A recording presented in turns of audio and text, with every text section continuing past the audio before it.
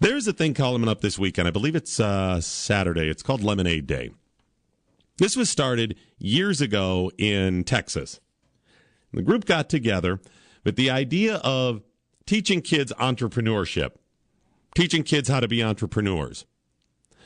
And it's a really interesting program. It's now spread to cities all over the country. I think it's 30-some that are involved right now, and Detroit's doing it. Maybe you've seen Lemonade Day. Maybe you've seen that on the TV commercials. I've heard some radio commercials and that promoting Lemonade Day, and kids get together and they put a lemonade stand up and they get information. And as I look at this organization, some of it seems nutty and some of it seems like a good idea. I love the idea of teaching business literacy and entrepreneurship to kids. I love that.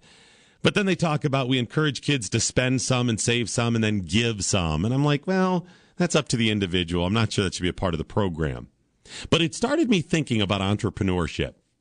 And if they really want to teach kids about being entrepreneurs by owning a lemonade stand, is just putting up a lemonade stand for a day, making the lemonade and selling it, is that really teaching them enough? I mean, in today's world, see, 50, 60, 80, 100 years ago, you could just open a restaurant, you could hang out your shingle, you could just start a business instantly. It's not so easy these days. No, because there's rules and regulations in that. So really, if we want to teach kids entrepreneurship, we got to make sure to paint them the accurate picture. Lemonade Day really should include a lot more. I mean, it's really easy to jump on board with an anti-corporation bandwagon or the anti-corporation bandwagon or something like that. But what you really have to do is teach kids what corporations and businesses go through. Let me give you an example. Skip, my producer. Yes. All right, imagine you're a little kid.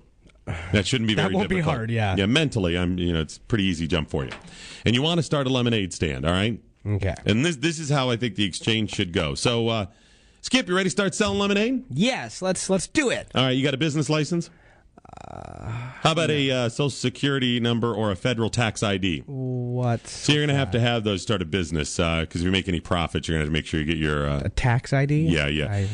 You may want to incorporate your business, too. I mean, you may want to LLC or something like that to protect yourself. Why would so you don't lose everything else that you own in your room or anything else. I mean, so I have to you don't have to, but you might want to. Have you looked into that? Or at least a DBA. Yeah, I mean, have you looked into any of this? Okay, to protect myself. Yeah. Okay. You're going to have to get insurance to protect yourself from frivolous lawsuits. Huh? I mean, if your lemonade is too cold and someone spells it on their lap and claims frostbite or something, but that's you don't want to have my to get sued. Responsibility. Even if you get it, you're still going to get sued, just so you know. I don't understand. At some point, someone's going to see you're making money, they're going to sue you, so you're probably going to need an attorney at some point.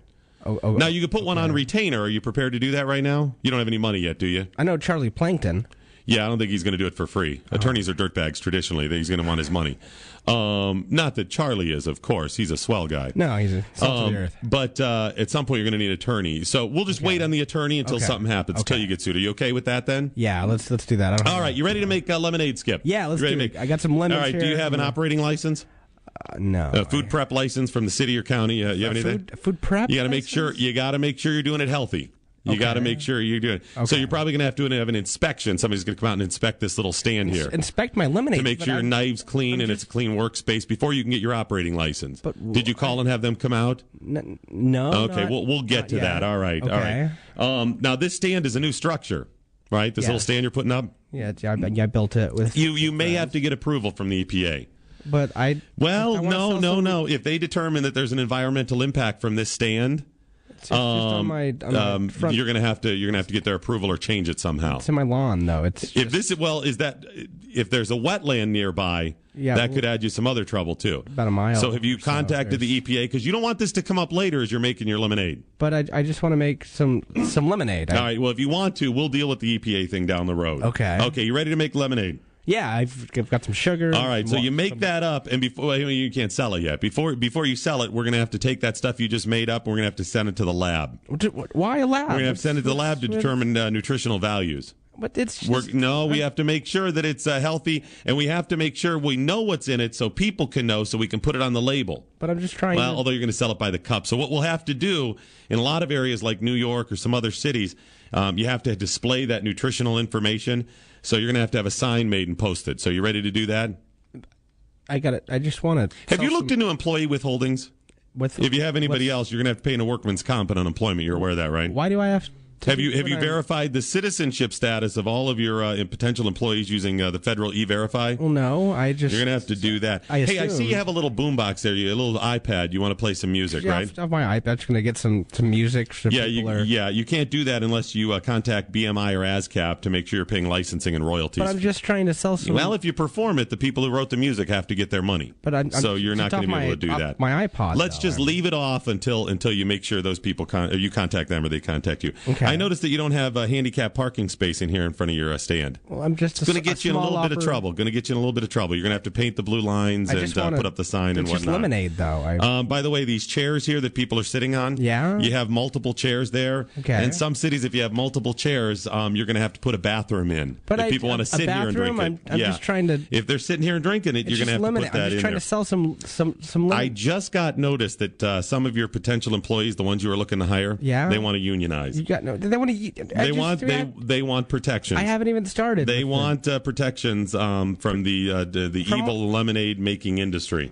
More money, shaded break area because they could be exposed to the sun. That's not good. They want sunscreen when they are in the sun. They want additional employees because cutting lemons is going to be a little too difficult for them. My friends are unionizing now? They're unhappy. They need a break room, too. I notice this is all outdoors, but can you build a structure for a break room? Are you okay with that? And by the way, one of your potential employees, the one that you want to hire, has a citrus allergy, and the union has asked that you provide a lemon-free workspace. Are you provided to do that? Are you prepared to? But it's lemon. How can I? I'm not sure. I'm just saying, if you want to make lemonade, and that's what you want to do, right? Make a couple dollars. These are things you're going to have to be concerned about. But, I'm hearing rumblings, by the way, and you might want to be concerned about this. Rumblings about that the lemonade stand competition may be getting some government bailouts. No. You know that national chain of lemonade stands? Yeah. The people over there? Uh-huh. They need a bailout because they're too big to fail. In fact, the taxes you pay in part that go to a lot of things. It's just for my lemonade. Yeah, they're now going to go to your competition and make sure that they don't go out of business. That your competition should not fail. That's not fair. Yeah, because you would be selling more lemonade. That's just not fair. But they can't. They're too big to fail, Skip. This is something you don't understand. They're too big to fail. It turns out that the federal government wants to bail out your competition because they're too big to fail. This nationwide chain of lemon stands. See, if they fail, it's going to hurt the economy too much. But think of all the suppliers. Why should they? Lemon growers, because if the lemon growers go down, it's going to affect all of us. I'm buying cup makers, sugar producers, the entire lemon squeezer tool manufacturing sector could be impacted. All of these things. But now, have you thought about these things before you open your lemonade stand? No, I just want to sell some lemonade. It's lemonade. It's lemonade day. Till you get these things worked out, I would say just go ahead and bail on the lemonade stand. All right.